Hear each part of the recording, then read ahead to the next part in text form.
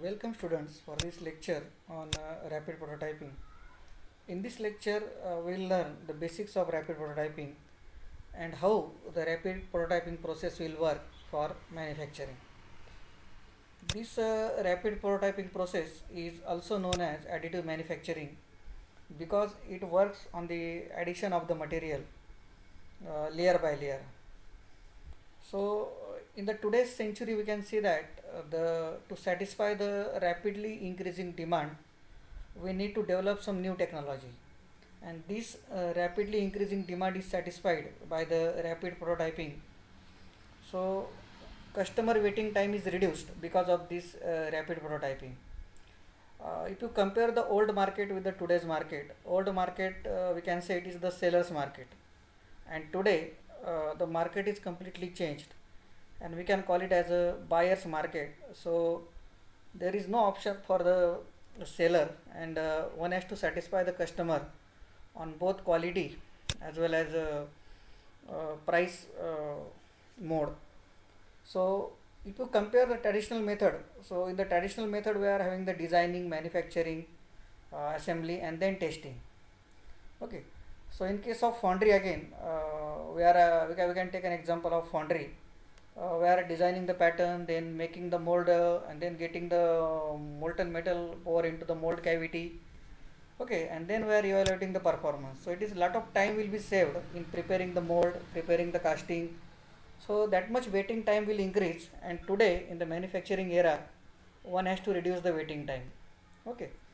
So initially, what you can say, designing, redesigning, until you will get the satisfactory product in the manufacturing, and this traditional process is very slow process.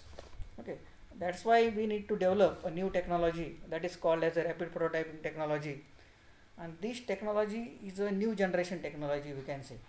Okay, so most logically we can say this technology satisfy the future for design and manufacturing, and we'll see how it works in the manufacturing.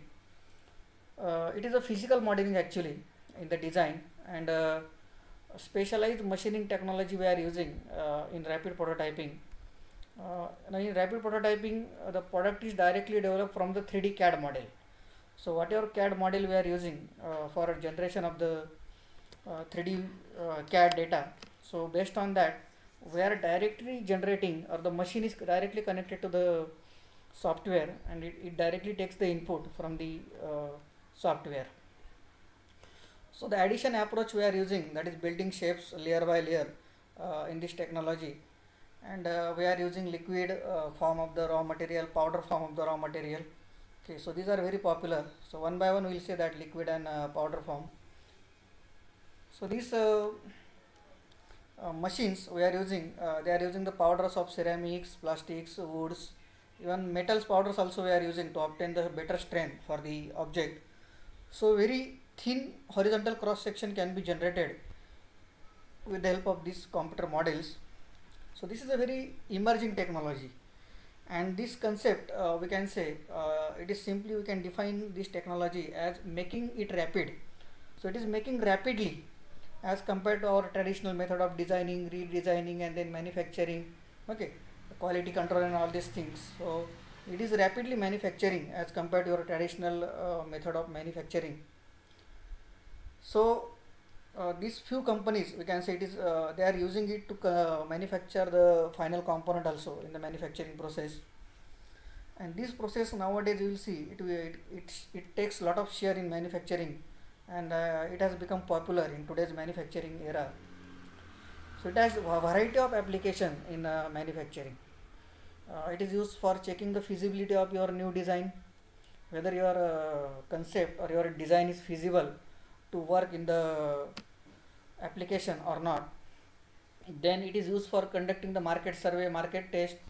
Okay, so this is very useful in conducting the market survey, and based on the feedback you can again change the design, and you can make the modification in the design also. So it becomes a very fast process in manufacturing. It can assess the fit for the complex mechanism also, so that what type of fit you are obtaining with the manufactured dimension, that can be very easily assessed with the help of this technology. concurrent product development.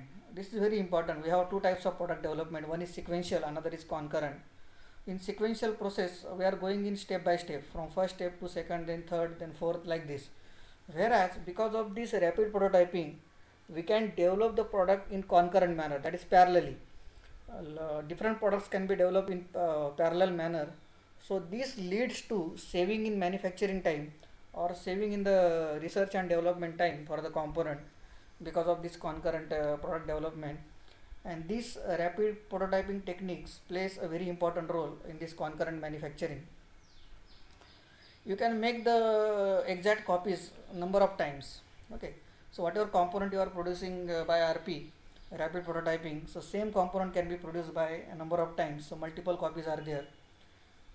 So even you can make the molds, wax cores also for casting, so the casting demand can also be satisfied with the help of this rapid prototyping.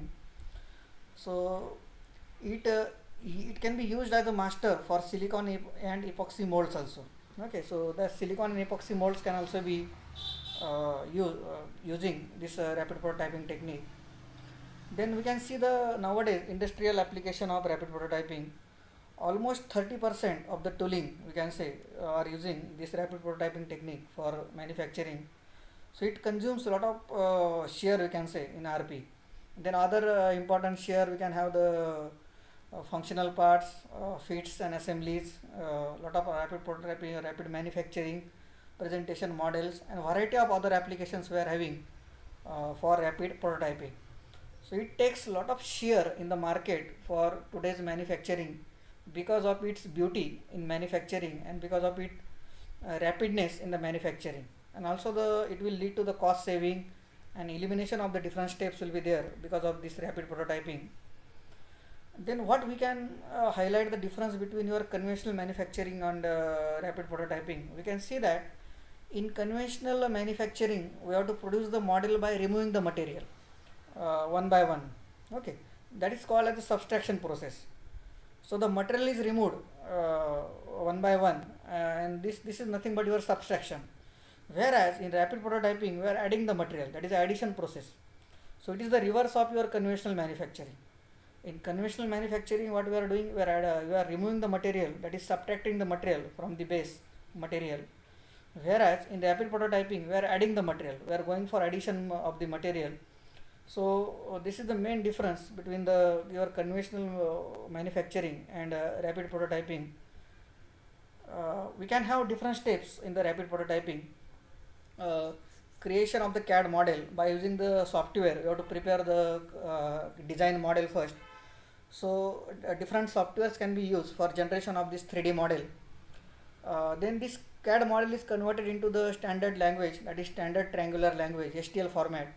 So this STL format, we have to convert your CAD model into the STL format language. Okay. Then third stage, we have to slice that STL file into the thin sections. So this will be done by the software automatically. Slicing is nothing but layer by layer manufacturing.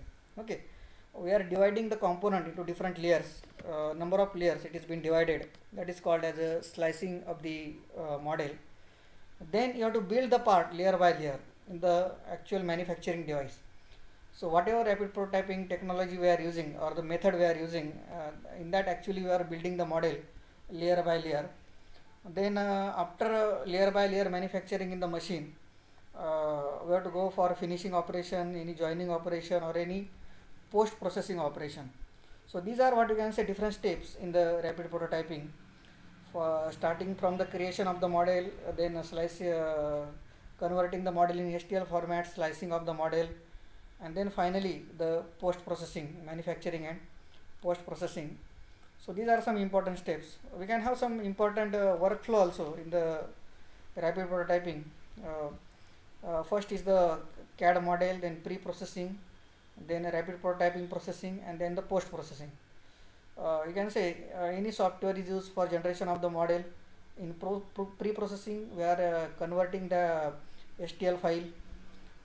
We are building some support also if it is needed for the manufacturing of the component. And then slicing is nothing but generating the layers in the STL format itself.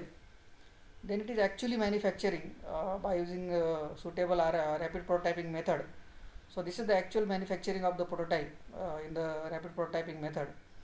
Then in post processing, whatever supports you have developed, so that supports you have to remove from the final component. Then you have to clean the surface by appropriate method. Then post cure method you have to apply, and then you will get the final component or manufactured by rapid prototyping. Now this is what the concept of rapid prototyping. uh, so in the first step, the data input is given in the CAD system. So any CAD software you are using to prepare your 3D model, so this 3D model is prepared in the CAD software, and then uh, in the second step we can say slicing of the model is done. Slicing is nothing but this whatever model you have developed, so this model is been divided into different layers. Okay, so this is called as a slicing. So this is the second step, and then in the third step actually we are manufacturing. Okay, so this manufacturing is done on the support. So on this support we are having the first, second, third, fourth, like this. So whatever number of layers we have been sliced, so these layers are been deposited one above the another, and once the layer are deposited one above the another by the manufacturing machine, our 3D component is ready. So this is how we are generating 3D model with the help of the rapid prototyping technology in manufacturing.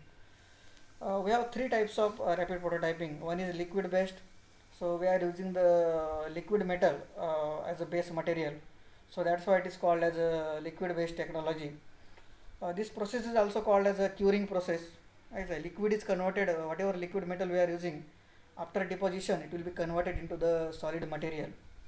Then we have the solid based technology. We are using the powders, some solid based rapid prototyping systems we are using for manufacturing. So it can include the form of wire, rolls, laminates, pallets we are using as a solid based material. And then last one is a powder based. Okay, so we are using powders over here. Actually powders we are using here. So in this case we are manufacturing the powders from the material, and this powder is used for rapid prototyping.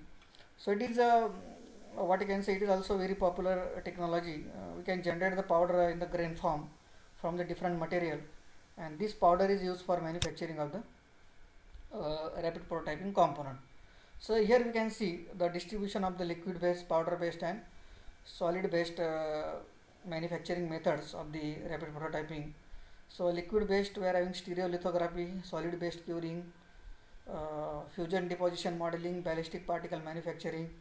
So all these are using liquid as a base material in their manufacturing. And then powder based we are having the 3D printing, selective laser sintering. Okay, they are using the powder of the material for manufacturing. And then solid based we are using the laminated object manufacturing.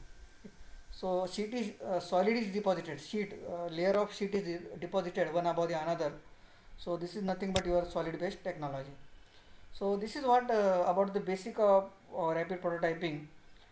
In this rapid prototyping we can use variety of methods for manufacturing as per the requirement, and each of the method is having some advantage and disadvantage in the manufacturing. Thank you.